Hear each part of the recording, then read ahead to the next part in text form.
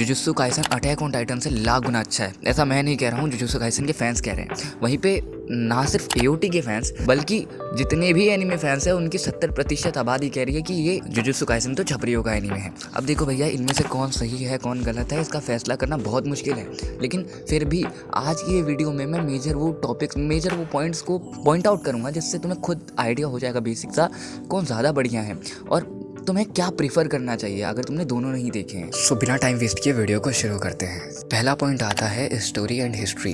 तो attack on Titan की जो पहले हिस्ट्री, मैं रियल लाइफ हिस्ट्री की बात कर रहा हूँ, तो अटैक ऑन टाइटन 2013 से चलता आ रहा है एनीमे के तौर पर, यानी कि अब इसको 11 ईयर्स हो चुके हैं और ये ख़त्म हो चुका है।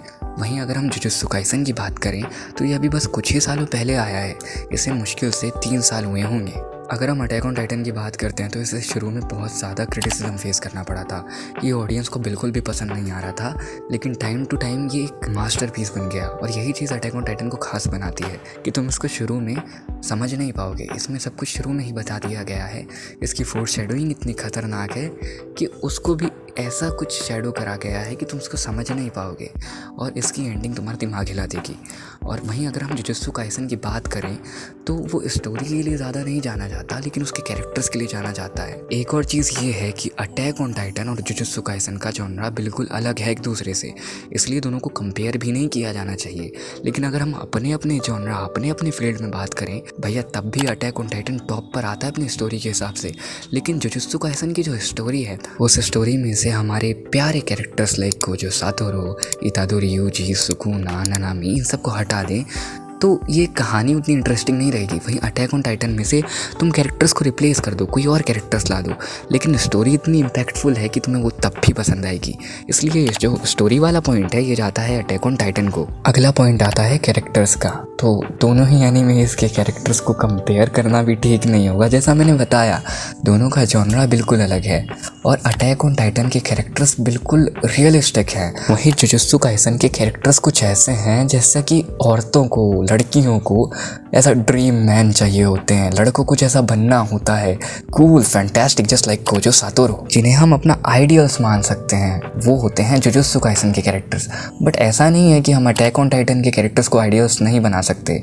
फॉर एग्जाम्पल लीवाई एकरमन, भैया वो बंदा ऐसा है ना जैसा लोग बनना चाहते हैं, शांत, unpredictable, powerful and unfiltered. Characters की बात करें तो अटैक ऑन टाइटन के जो कैरेक्टर्स हैं उनका इन्फ्लुएंस स्टोरी पर पड़ता है, क्योंकि भैया एरन ही राइनर है और राइनर ही एरन है। ज़्यादा स्पॉइल नहीं करूँगा, वो तो देखने वालों को पता ही है मैं क्या कहना चाह रहा हूँ। लेकिन यही चीज़ हमें जुजुत्सु काइसन में देखने को नहीं मिलती है। बट फिर भी जुजुत्सु काइसन के अंदर जो बॉन्डिंग दिखाई गई है और जो फैसिनेटिंग कैरेक्टर्स हैं, यहाँ पे ये पॉइंट मैं देना चाहूँगा जुजुत्सु काइसन को, क्योंकि स्टोरी के हिसाब से कैरेक्टर्स का होना भी एक तरीके से ये पॉइंट भी स्टोरी में ही चला जाता है। कैरेक्टर्स को अकेला खड़ा कर दिया जाए, लाइक हम एक तरफ रखें कोनी, जीन और राइनर को, तो लोग उन्हें नहीं चुनेंगे। लेकिन अगर हम रखें गोजो को, नानामी को, गेटो को या फिर किसी और जीजे के कैरेक्टर को, तो लोग उसे ज़रूर चुनेंगे। और पॉइंट यहाँ सिर्फ कैरेक्टर्स का है, उनका स्टोरी पे क्या इन्फ्लुएंस है इसका नहीं, क्योंकि भैया वो चीज़ स्टोरी में ही काउंट हो जाती है फिर कि उसका क्या इम्पैक्ट पड़ रहा है उस कैरेक्टर का। इसलिए मैं ये पॉइंट जुजुत्सु काइसन को दूंगा, क्योंकि वो बिना अपनी स्टोरी के भी उनके कैरेक्टर्स बहुत फैसिनेटिंग हैं। और वहीं मैं अटैक ऑन टाइटन में बात करूँ, एरन, लीवाई और मिकासा, ये 4-5 को छोड़ के बहुत कम कैरेक्टर्स ऐसे हैं जिन्हें लोग चुनना पसंद करेंगे। सो ये पॉइंट जाता है हमारे जुजुत्सु काइसन को। अब हमारा नेक्स्ट पॉइंट आता है प्लॉट एंड प्लॉट होल्स। और भैया ये पॉइंट किसको जाता है, अगर तुमने दोनों एनिमेज देखे तो तुम समझ गए होगे। तो भैया जुजुत्सु काइसन अपने स्टोरी और प्लॉट पर फोकस करता है, लेकिन उसका ज़्यादा फोकस अपने कैरेक्टर्स लाइक गोजो सातोरू और सुकुना पर होता है, इतादोरी पर होता है। और मैं ये नहीं कह रहा हूँ इतादोरी की डेवलपमेंट तगड़ी नहीं दिखाई है, बट अगर हम अटैक ऑन टाइटन के मेन कैरेक्टर को जुजुत्सु काइसन के मेन कैरेक्टर के कैरेक्टर डेवलपमेंट से कंपेयर करें, वो बहुत ही गलत होगा। जिसने देखा है वो जानते हैं एरन येगर क्या है भाई, like best antagonist and best protagonist of all. और प्लॉट भी बेसिकली एक तरीके से स्टोरी का ही हिस्सा है, लेकिन बात आती है कि किसने अपने प्लॉट पर ज़्यादा अच्छे से काम किया है। अटैक ऑन टाइटन की एक एक फोरशैडोइंग कितनी खतरनाक है मुझे बताने की ज़रूरत नहीं है, लेकिन वहीं प्लॉट पे मेजर फोकस या फिर मैं कहूँ फोरशैडोइंग ना के बराबर है जुजुत्सु काइसन में। तो इसीलिए ये वाला पॉइंट भी जाता है अटैक ऑन टाइटन को। अगला पॉइंट आता है एंडिंग। और अटैक ऑन टाइटन और जुजुत्सु काइसन में से किसकी एंडिंग बढ़िया है? ये बताने से पहले मैं कहना चाहूँगा प्लीज़ वीडियो को 1 मिनट आगे कर लो। अगर तुम्हें मेजर स्पॉयलर्स नहीं चाहिए तो तुम वीडियो को 6 मिनट पर ले जाओ। अटैक ऑन टाइटन या जुजुत्सु काइसन को नहीं देखा है। जुजुत्सु काइसन के एंड में हमारे 2 बिलव्ड कैरेक्टर्स दोनों की डेथ हो जाती है, जो कि है गोजो सातोरू और सुकुना। और सुकुना जिस तरीके से कहता है कि अगर उसे एक और मौका मिला तो वो अच्छी शुरुआत करेगा, और वहीं गोजो कहता है कि उसको सब भूल जाएंगे। ये कितना दिल छू जाने वाला स्टेटमेंट था दोनों कैरेक्टर्स की तरफ से, मैं बता नहीं सकता।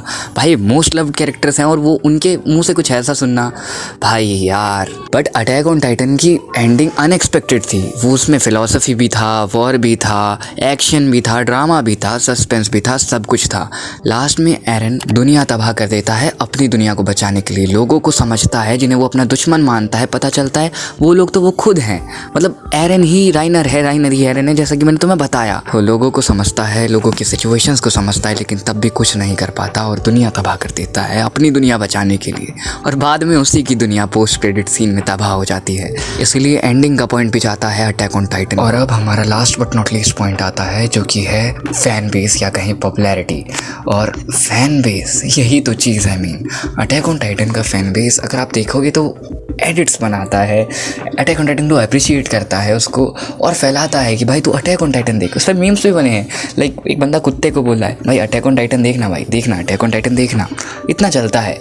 लेकिन जुजुत्सु काइसन के फैन बेस ने क्या कर रखा है भाई, वो लड़की वाला सीन याद है जो अपने किस चीज़ से नहलाई थी गोजो सातोरू के उस स्टैचू को उसके मरने के बाद?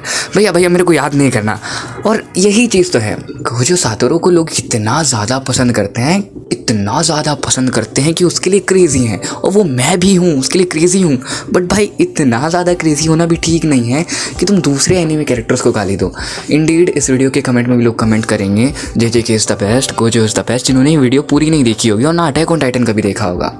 और पता है जिनमें दिमाग होता है, जो एनालिटिकल थिंकिंग रखते हैं, जो हर पॉइंट ऑफ व्यू से चीज़ें देखते हैं, वही लोग अटैक ऑन टाइटन के फैंस होते हैं मोस्टली। क्योंकि attack on Titan her perspective दिखाता है हर चीज़ का, चाहे अच्छा हो या बुरा। अब मैं ये नहीं कह रहा हूँ कि जुजुत्सु काइसन इसलिए ख़राब हो गया, उसके कैरेक्टर्स बहुत ज़्यादा अमेजिंग होते हैं। हमारा कंक्लूजन ये है कि भैया दोनों में से ज़्यादा बढ़िया एनीमे कौन सा है, अटैक ऑन टाइटन या जुजुत्सु काइसन?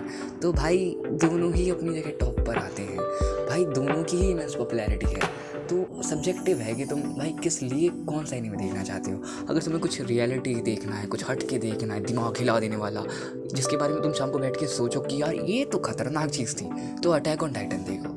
लेकिन तुम्हें कुछ ऐसा देखना है, तुम रियलिटी देख देख के थक गए हो यार, अब नहीं होता, कुछ अच्छा देखना है, कुछ फैंटेस्टिक, कुछ फैंटेसी देखना है जो रियल में एग्जिस्ट नहीं करता, कुछ ऐसा, कोई बॉन्डिंग ऐसी, कुछ ऐसी सुपर नेचुरल चीज़ें देखनी है, तो तुम उसके लिए जुजुत्सु काइसन देख सकते हो। इसका ये मतलब नहीं हुआ कि जुजुत्सु काइसन तुम्हें नहीं रुलाएगा, बहुत रुलाएगा। वहीं super natural powers attack on Titan में भी हैं, लेकिन बात वही है ना कि जॉनरा अलग अलग है दोनों का। तो तुम किस चीज़ के लिए कौन सा एनीमे देखते हो तुम पे डिपेंड करता है।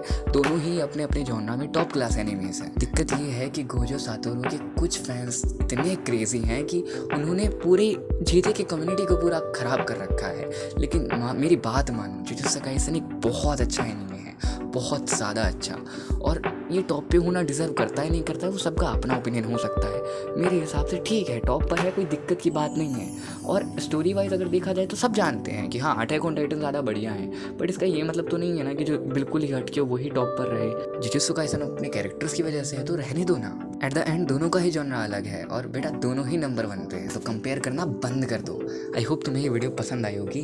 और अगर यार अभी तक देख रहे हो तो क्या कर रहे हो, सब्सक्राइब करो ना, पास वाले बेल आइकन को प्रेस करो ताकि ऐसी ही वीडियोस तुम्हें ला के देता रहूँ मैं। और वीडियो को लाइक कर देना यार। तो मिलते हैं नेक्स्ट वीडियो में, तब तक के लिए बाय।